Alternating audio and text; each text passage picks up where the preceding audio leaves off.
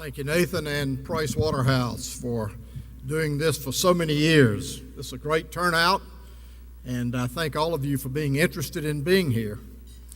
Why do we give away this award every year? Well, it's a public acknowledgement to somebody who has accomplished a lot in technology in the state, and that's important. But I think beyond that, I think that it provides a picture of someone who has accomplished something that can be a role model for other people who are younger perhaps, who are trying to build something here in the state, and to see a success is good. And I think that's very important for us to keep in mind. And I think you'll see, after I tell you a little bit about this year's inductee, that Tripp is a very good role model and serves as someone that you can learn something from. Tripp is being honored this year for his really 15 years of entrepreneurial activities in the state. And in a short period of time of only 12 years, Tripp built 2 companies that he started, managed, sold, that have provided shareholder value of over $1 billion in 12 years. In addition to that, he's been helpful to a number of other entrepreneurial companies through guidance and serve as an investor and serving on their boards. So I think this is a great example of what can be done, and I hope that all of you who are here because you're aspiring to do something will take that to heart. I want to introduce Tripp's family who are here with him today. First, Blair. And Blair, if you'd stand with your, and maybe the children will stand up. We've got Piper and Pearson and Brady. They're playing hooky from school some way. But thank you for coming. And Tripp's parents.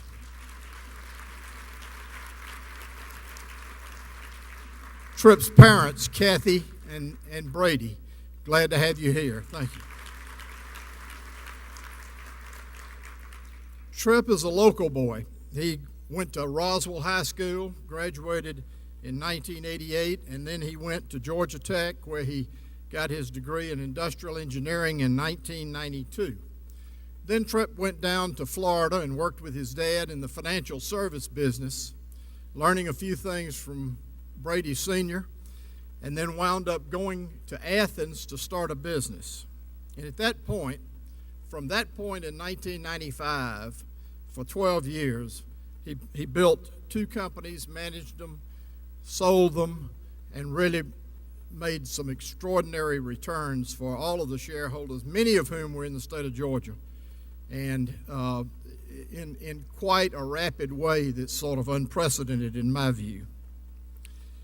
The first of those was Infront, and Infront was where I first met Tripp in 1996, and Noro-Moseley wound up investing in his company in 1997. The first time I ever saw the company, I went over, and Blair was, I think, running the front office, the back office, the receptionist desk, and everything else. And I came back and I said to my partners, if Tripp is smart enough to marry Blair, he's got something on the ball. And it was true. In addition, Mike Cody was here. I think Mike may still be here. Tripp's security system at the time consisted of a big piece of plyboard that they had bolted over the broken window right outside the server room. But that didn't slow it down either. And in that period of time, Tripp wound up taking the company public in June of 1999. Now Infront provided internet banking for the customers of community banks so that they could compete with the big banks who had their own systems. And he saw that need early, and now, of course, that's commonplace that people do internet banking in every bank. But at the time, the smaller banks did not have those systems, and this was something that gave them the opportunity to compete. So from the public offering in June of 1999, which was valued at about $200 million, within a year, Tripp had merged Infront with Digital Insight, which was a California-based larger company in a similar field. And that resulted in about $500 million of value to the shareholders, but became almost $800 million. After that, Tripp served his time with Digital Insight and then decided to become an entrepreneur in residence with Noro-Moseley, where he hatched another idea. And frankly, the first time he told me about it, I kind of went, I'm not sure why anybody wants to do that, but Tripp was sure. And what that idea was to take the internet banking to mobile devices. Now, again, today you would say there's nothing unusual about that. Everybody wants to be able to do that on their cell phone. But at the time, which was about, I think, 2003 or 4, that was not done. So he put together strategic relationships with cell phone carriers and big banks that resulted in Qualcomm wanting to buy the company for $250 million within 3 years. How does somebody do those things? Well, I thought about what is different about Tripp, and I thought I'd go through 4 or 5 things that I believe are distinguishing characteristics. First, I'd say Tripp has a clear vision of the market he's dealing in. He knew the internet banking market, and he had a vision of where it was and where it was going. And he had that, I think, earlier than most people. Secondly, I think he had good timing. Now you might say, well, timing is another word for luck. And a lot of people went public in 1999 that didn't turn out to be so successful. But Tripp has done it twice. And I think that is something that shows that good timing is more than good luck. Tripp was early enough to be an innovator and early enough to be able to have a significant position in an industry, but not too early when nobody was interested in buying what he had to offer. So his timing was impeccable. Third thing is that Tripp is and has always been very focused. He focused in on the things that were important and critical. I remember when we were talking about going public, he was relentless in sticking to our time frame. Now you say, well, everybody does that. If he had not done that, I'm not sure we would have gotten public, because in June of 1999, less than a year later, there were no IPOs. And so sticking to that focus and making sure it happened is another characteristic. He also attracts and hires and keeps with him good people in the business. And the people, I would say, are similar to Tripp.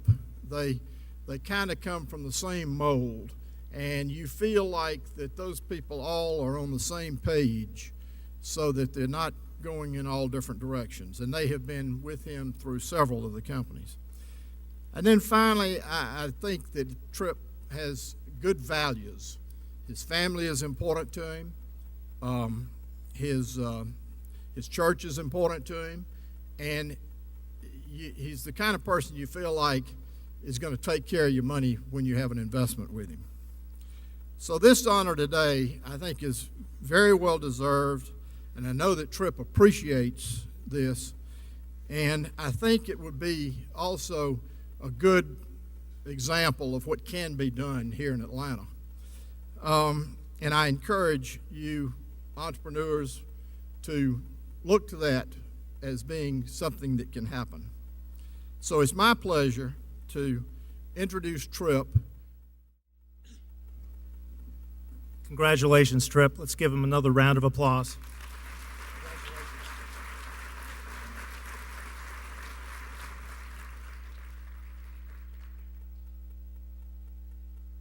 Thanks so much.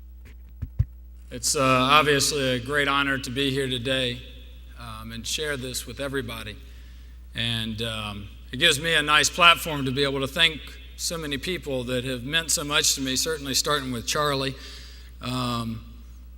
It's hard to believe that it was 16 years ago that we met in Athens. And while his comments were very entertaining, I can't imagine they could be any more entertaining than the conversations he would have had with his partners 16 years ago when he closed the door in the partners meeting and decided with his brand new Noro-Moseley Fund that he was ready to make an investment in a new platform called the internet, and that he was betting on a 26-year-old and his 26-year-old friends, and that the data center had fans running. And when they asked about due diligence and he had talked to anybody, he was like, yeah, sure, I've talked to all the biggest banks in the country, and they've all assured me that the internet in no way is secure enough to do a financial transaction, but I still think we ought to make the bet. So I appreciate that, and I'm sure it was entertaining. And it's been a real pleasure to be in partnership with Noro-Moseley and all of the partners, and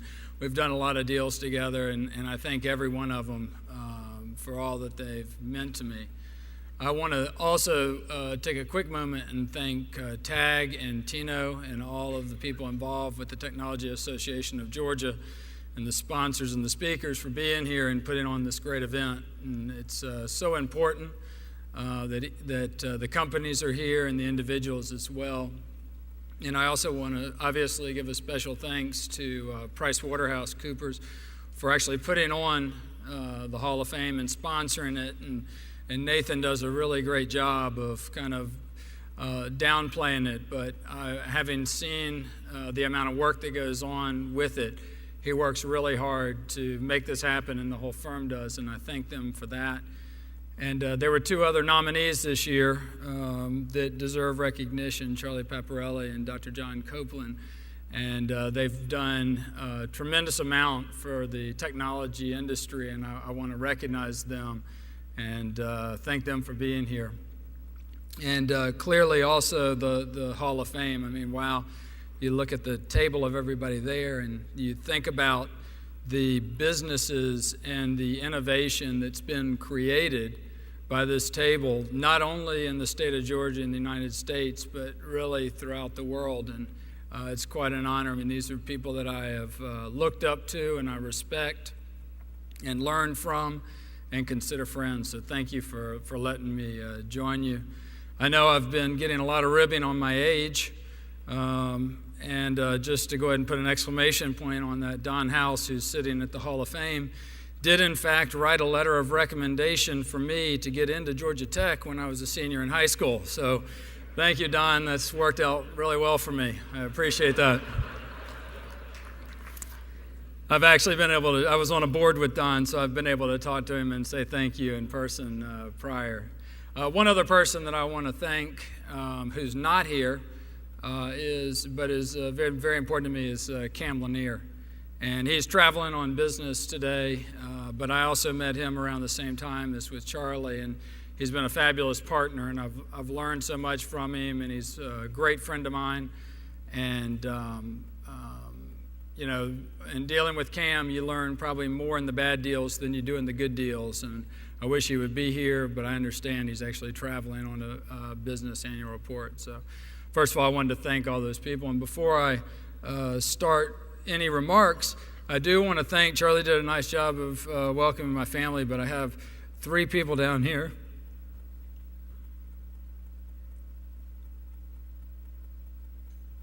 Sorry. Who I'd like to get to stand up, and that's Piper, Pearson, and Brady.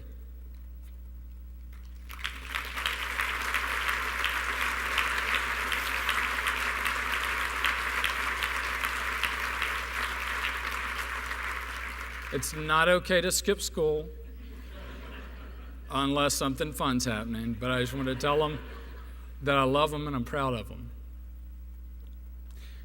I said on the video that I love what I do, and so you think about it, what is the it? What is it the it I do? And so I have a standard stock question. And when I end up in cocktail parties where I probably don't want to be there, and people come up and you play the name game and somebody says, well, what do you do? And my stock answer is always, oh, I'm in technology. And it used to be that was just enough to scare off about 75% of the discussion. Unfortunately, because of Steve Jobs and the iPhone, that answer is now bad because immediately everybody pulls their iPhone out and wants to show me all their dumb apps that they've downloaded. They want to ask me about my favorite apps, and they want to talk about all the apps that should be created. So I'm going to alter my answer somewhere. But when people get past the technology, they ask the question, what is it that I do? And I tell them, I said, well, I love to come up with ideas and then assemble teams and then take those teams and work with them and try to turn the ideas into innovation. And so the next question everybody asks is, well, what's the difference between idea and innovation? And I said, that's simple. That's simple. Ideas are what everybody tell you will never work and say no to. And innovation is when the same exact people tell you what a great idea it is and how they could have come up with the idea. They were just busy doing something else. And so it's all about, so when you see people, the innovation, it's great. And so I speak to different MBA classes and I'll meet with people and I'll give speeches and like Charlie said, the first words out of everybody's mouth is, well, how do you do it? How do you come up with the ideas, et cetera, et cetera? And I always answer the same way. I said, well, before you're going to be an entrepreneur and before you're going to try to do innovation, you better make sure that your family's, really bought in. And that kills them because that's not the answer they want to hear from me at all. I can see it in their face. They want to know about how do you raise money and and what about angels versus venture, and were you scared when venture people sat on the board, and what about exits, and how do you do option plans, and how do you recruit your team, and how do you exit? What's it feel like to do an IPO? That's what they want to hear, and I'm giving them answers like, well, make sure your family buys in. And so I let the pain wear off once I say that, and I say, well, let me tell you why. Because if you decide to be an entrepreneur and an innovator, you are going down the path of having everybody tell you no. Everybody. But every once in a while, you're going to find that one thing that keeps you going, that champion that actually buys into it when you're inside a deal, and they're going to say yes, and you're going to be all excited. But then they go into a new role, and that role is to take you into another room of people, all designed to continue to tell you no. So it just keeps coming, and it's the persistence and focus that you have to keep going through that. And so, after days and months and weeks and years of no's, you need to be able to come home and have your family be able to say, I believe in you. And so I think that's a critical component. And I can tell you kind of a funny story, which is, my support started early. With my parents, and my brother who's here, Brant, he likes to jab me about this. He would say something like, well, I was in the grocery store line with Mom today. She met a new friend. My mom can meet anybody anywhere. That's just what she does. And she pretty quickly said, oh yeah, my son, he graduated from tech and he had a 5.0 GPA. And when he was done doing that, he went, and my son can dunk on a 12-foot goal. And he hits the driver about 450 yards. And so, you think I'm kidding, but as we were walking in, Jim Geiger's a good friend of mine, and he walks up to my mom and he says, Ms. Rackley, this is such a great honor. You got to be proud of your son, and he's the youngest inductee ever, and that's so great. And my mom, in a very sweet way, goes, oh yeah, and he's the best. Somehow she just did it. Somehow she can pull that off. And I'm looking at all of my partners over there laughing because she didn't just do it for me. She would do it for all of them growing up. Just to be clear, she did it more for me than you. But she still let y'all have a little bit of the love. And so, you've got that. And on the other hand, I had my dad. And he and I, where most father-sons have this great relationship, usually around athletics and throwing the ball, we certainly did that, but we also had a common bond on business. And, even when I was young, he would include me with all those things. And I know Mike Robinson's here somewhere, and, at the companies he worked at, I would have jobs, and he would give me real jobs, but more importantly, he would invite me to participate in things that I really probably shouldn't. He'd give me a little lecture like, don't really say anything, but he would let me come and sit through the dinners. And if he was taking clients or partners to play golf, he would invite me. And he certainly knew how to dress me. I mean, everybody knows my dad's the best dressed guy. Look at him, best dressed guy in the entire world.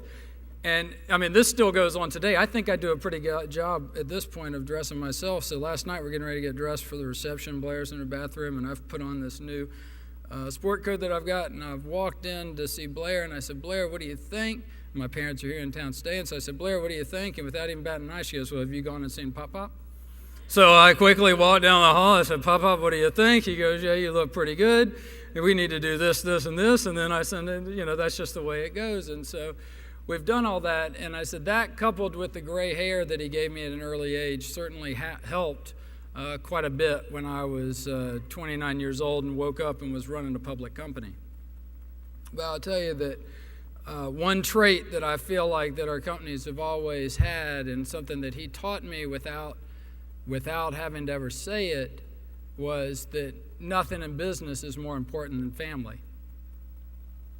And so I thank him for that. I mean, you can't appreciate all the red eyes and early morning flights when you're growing up to make sure that you're there for all of your kids' events. And so I thank them. Now, I did graduate from high school in '88, fresh with my recommendation letter from Don House, got into Georgia Tech, and I graduated in '92. And getting into Georgia Tech is hard, and graduating is harder. And I'm very proud of a lot of the accomplishments that I made there. Clearly, nothing was more important than getting Blair to go out on a date with me. And I know on the video I said that the hardest deal I ever did was closing Verizon, and that's really, a little bit of a fib. Anybody that's ever been around Georgia Tech, if you can get an attractive and very sweet girl to go out on a date with you, you've really accomplished something. And so I worked pretty hard on that. Derek and Steven are back there. They watched me. It was a long, hard fight, but I was going to win it. And I was fortunate enough to receive an award last year for entrepreneurship from MIT, and I dedicated that speech to Blair and all that she meant to me, and I'll summarize it. What I said was, in 18 years of marriage, there's never been one day or one time where she's ever doubted my ability to succeed. And I know that sounds simple and it's easy to say on the other side of it, but the reality of it is it's pretty amazing. And the people that know me know that I get up pretty early, and so I know early for some people is like 5 o'clock, but I'm already worked out and had a cup of coffees since then. Early for me is like, 3. And I'd be in my office working on kind of things at the time that I might consider a complete impasse, and thinking through it. And my kids laugh because I rub my hair when I'm thinking, and my hair sticks up, and they go, "Oh, Daddy's really thinking, leave him alone." And she would come into my office at home at 3 in the morning, and I'd be sitting there thinking about it, and she would look at me, come give me a kiss, and she's like, "I know you'll figure it out." And then go down and lay down on the couch and pull up her covers and sit there. And so it means so much. And with the support of family, you cannot get it done without a team. It doesn't matter how good you are if you don't have a fabulous team wrapped around you and participate with. It doesn't really do you any good. And I'm fortunate, as Charlie said, I've had business partners that have been with me, and we've been together through all the companies, back through Georgia Tech, in some cases all the way back in high school and middle school. And I want to recognize the people that are here real quick, and that's I'll do them in the order I think of which I've known them, which was Steven back when we were trading baseball cards and trying to go to concerts together, but Steven, and then Derek and Jeff Hodges and Ben Ackerman and Claudia, and then I think Garrett jumped in there somewhere, Nick. I already called out my brother. And Mike's sitting at the table, and Mike went to Roswell High School, so I consider him part of the team as well. But the thing about teams is, I would always pick teamwork over a rock star every single time. And in fact, rock stars rarely work because they miss out on the ability of respecting one another, which I think we always have, having the ability to challenge one another at the appropriate time without being threatened by that, fiercely loyal to each other, and more than anything, having the same ethics and values, which I think we all collectively share, and that's paid off in all of the components. And the final point that I would make is innovation does not occur without trust. And so I know that there are big companies in the room that want to drive innovation, and I know certainly there are entrepreneurial companies in the room that want to drive innovation.